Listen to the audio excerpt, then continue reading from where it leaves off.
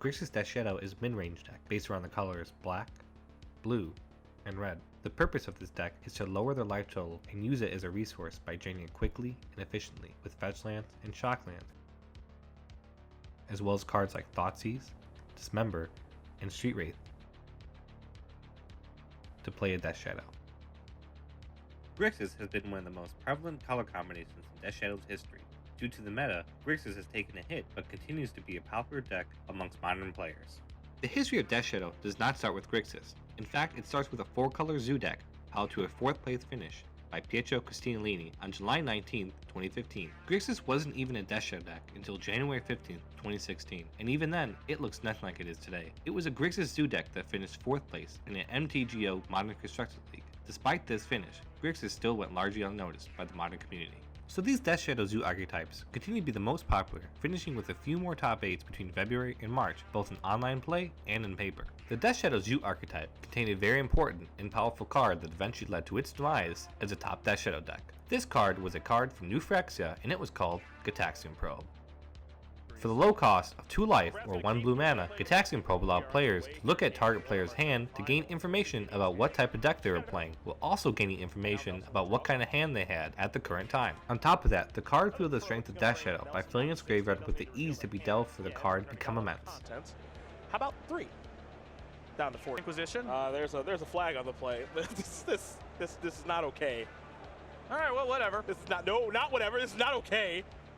Here's Become Immense, remove there, here's Become Immense, yeah, this is not okay.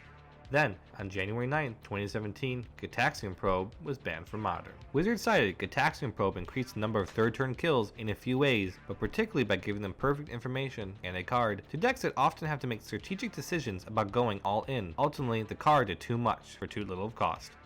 After a 9th place finish by Jund Death Shadow in an MTGO Competitive Modern Constructed League on December 28, 2016, its growth after that, Jund Death Shadow used the banning to propel itself to the top Death Shadow deck in the meta. This emergence did not last long, as Grixis Death Shadow began to climb the ranks, and on May 28, 2017, during SCG Baltimore, Grixis overtook Jund as the best Death Shadow archetype. Brad Nelson piloted Grixis Death Shadow to victory, and his list saw Grixis turn from a Zoo archetype at its inception towards a mid-range style deck. This deck contained various monster removal, such as Fatal Push, Lightning Bolt, and Terminate. Nelson's decision to run a 2-2 split between Stubborn Denial and Culligan's Command allowed Grixis Death Shadow to grind better. Early versions of Grixis Death Shadow ran 4 Serum Visions as well as 4 Thought Scours as their main card draw spells, as well as an easy way to fill the graveyard for Gurmag Angler and Tasker the Golden Fang.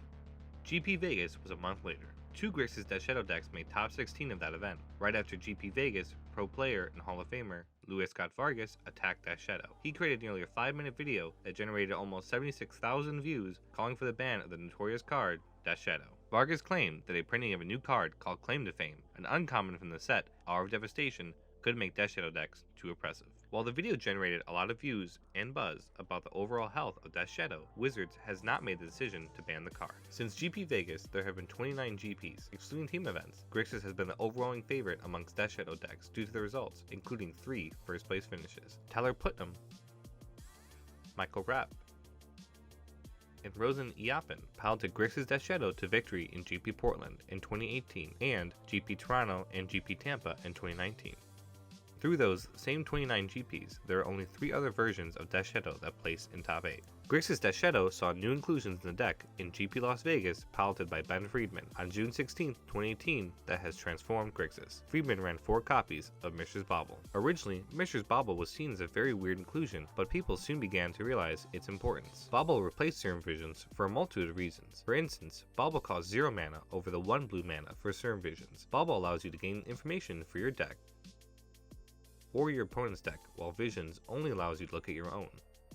Thirdly, Bauble and Street Wraith created a powerful synergy together, filling the graveyard with ease to delve away for a turn 2 Gurmag Angler. Therefore, many users of Grixis Death Shadow adopted Brendan Friedman's list, running 4 copies of Mishra's Bauble to increase the odds of turn 2 Gurmag Angler, with some running a single copy of Serum Visions. The second inclusion, Temur Battle Rage, was usually regulated to the sideboards in the earlier days of GDS. In Friedman and today's version, 2 copies of Temur Battle Rage are standard. Temur Battle Rage uses the same mechanic as Stubborn Denial. Having Ferocious on a large Death Shadow or Gurmag Angler gives it double strike and travel. This allows Grixis Death Shadow pilots to surprise their opponents during combat and steal the game out of nowhere. These two cards have become auto-inclusions in every version of Grixis Death Shadow so far. GDS has preyed on combo decks such as KCI, Ad Nauseam, Tron, and Storm. Grixis Death Shadow employs a tactic that makes combo decks vulnerable to it by using Stubborn Denial to counter the card they need on the stack. Shadow, do we have a Stubborn Denial? That's count. Thoughtseize to strip their hand of combo pieces. On the play, its counts is on 6 cards, and we'll get to see what the 6 which 6 should here. Yeah, John will take 1 copy. Now he has some. And applying a fast clock with an early Death Shadow or Garmag Angler. There are weaknesses to the deck the meta has exploited at times. There are 3 decks that have threatened or neutralized Grixis Shadow at various times in the meta. The first, and arguably the least frightening of the 3, is Dredge. In the finals again against Drake Sasser.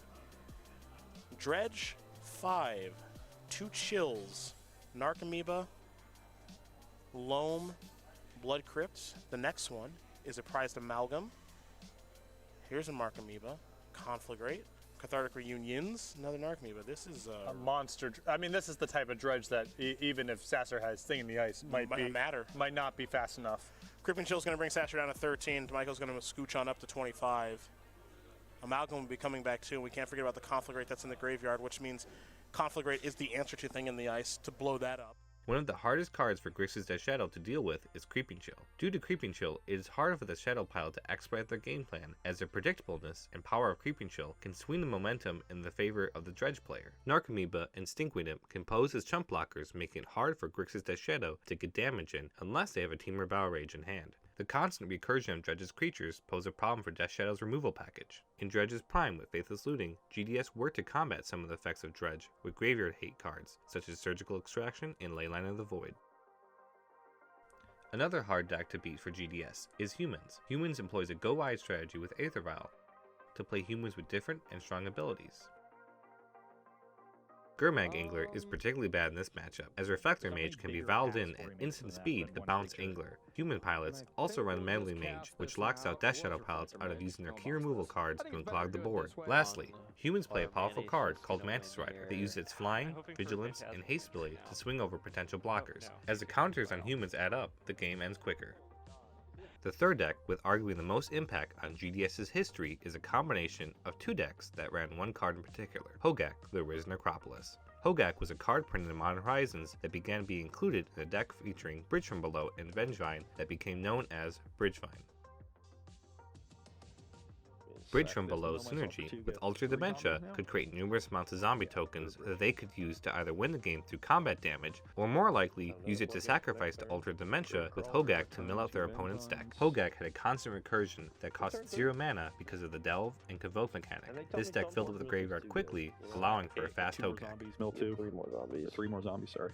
I just need to find a Hogak and then Todd's gonna die. Yeah, he can just like basically put me in a position I can't win. 3 more zombies, mill 2. But if he just finds Hogak, I actually die. Yeah. Okay. There's the Hogak. So just do it for them. Yeah. Just at least for the first game. So he's gonna basically cast Hogak. Everything can be done like this.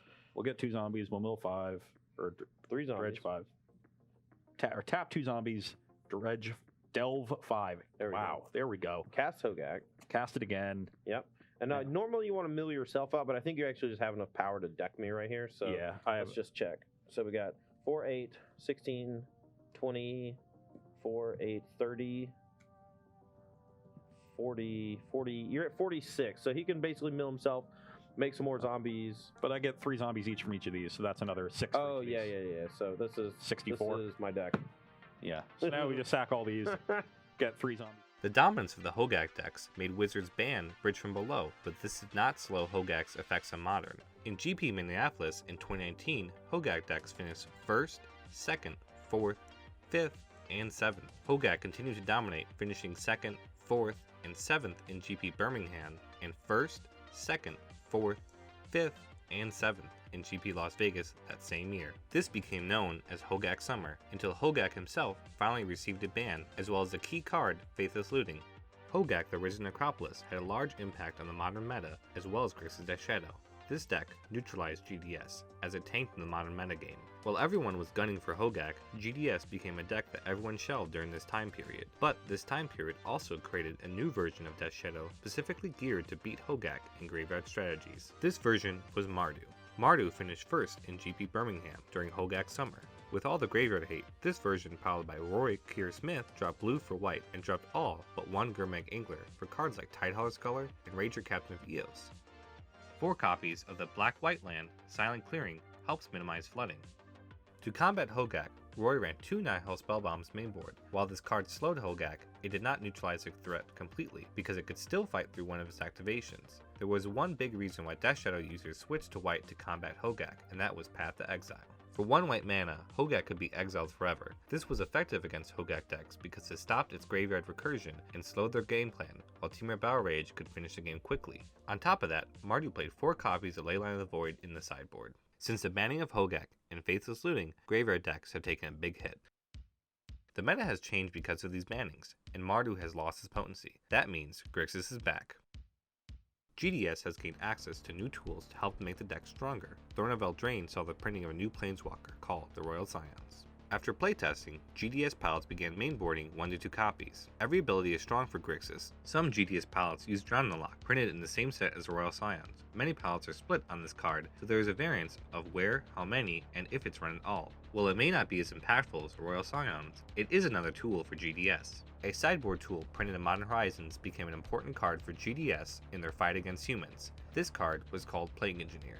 Plague Engineer shrinks their whole entire deck, killing all of their X1s, which is a total of 16 cards in their deck. The Death Touch ability on Plague Engineer makes it a strong blocker, as the opponent must think twice about swinging in.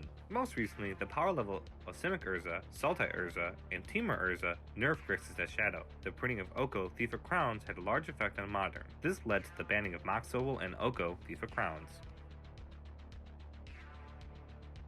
So who are the winners of this ban? People are excited to go back to playing GDS and are interested to see if it has a place in this new meta. 4-color Shadow and Grixis Green are still viable Shadow decks that have a place in this new meta as well. They have explosive potential, but time will only tell what the best Shadow deck will be.